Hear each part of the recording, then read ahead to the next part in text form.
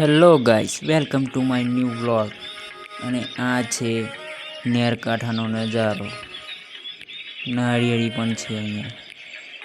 તો મિત્રો, અમે જઈ રહ્યા છીએ ખડ કાપવા, હું અને મારા પપ્પા.